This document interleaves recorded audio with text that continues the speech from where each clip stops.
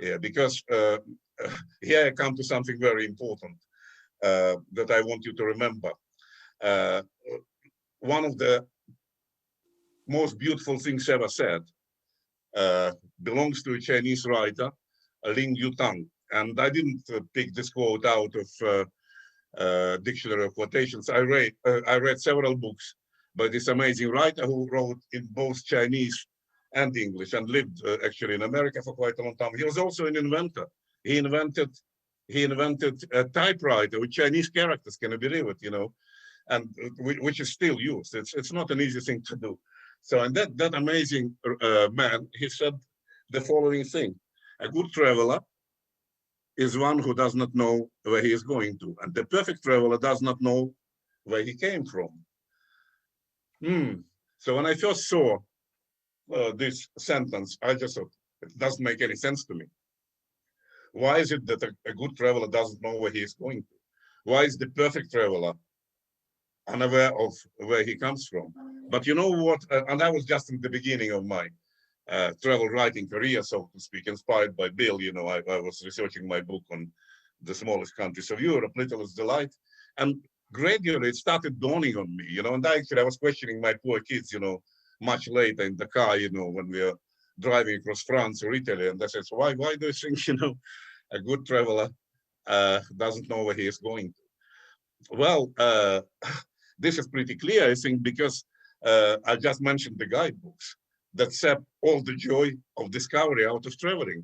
So in a way, when you go in the direction or in the place you don't know to, when your mind is kind of clean, and empty and open, uh, so then you observe, you know, uh, and everything is unexpected. That I said in one of my books that a travel writer must be a director of first impressions. There is such a position in real estate in Australia, director of first impressions. First impressions are extremely important, and people say sometimes they're misleading, but I think they're all very important and powerful. So basically, if you don't know where you're going to, you look around, you observe, you get lost, as I said already. Like I once, walking in Liechtenstein, I got lost without knowing it and ended up in Austria, and I will never forget that. Uh, because I only realized I was in Austria where I wandered into a little pub in a village. I thought I was in Liechtenstein, and I saw everyone there gobbling up Viennese schnitzels, larger than Liechtenstein. Some of them were, on the plates. But even then, I kind of said, "Oh, that's strange." But then, when I was asked to pay in Austrian shillings, it was before the euro, I realized I was actually I crossed the border without realizing it.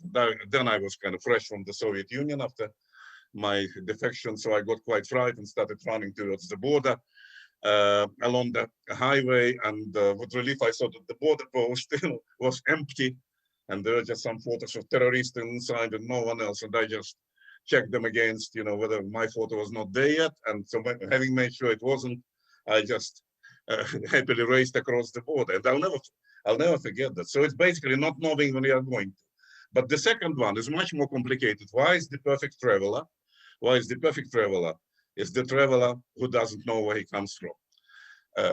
And I don't think I will ever become a perfect traveler, unfortunately, because the luggage of my past is not it's only very important to me, but it's kind of pressing on me quite a lot. I mean, I think I was very lucky.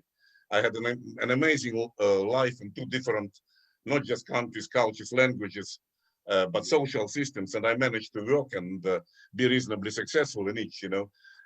So obviously, I'm kind of entitled and probably even intended to compare, to tell other people what it is like, not because being so special, but because I was lucky, as I repeated.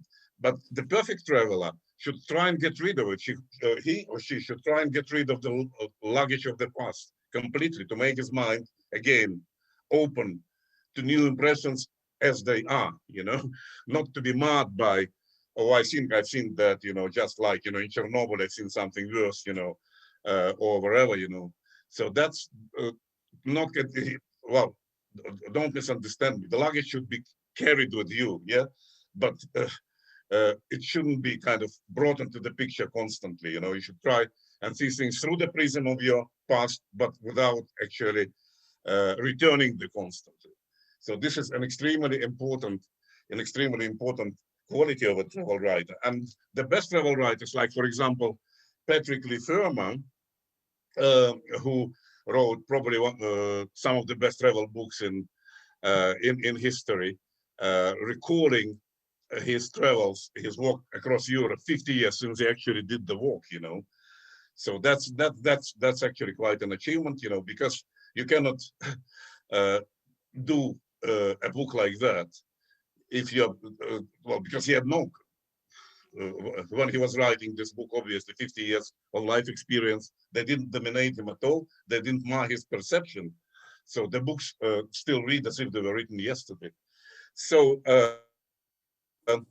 basically these two things, and well, there are of course some other little rules and of travel writing to which I'm going to come back a bit later.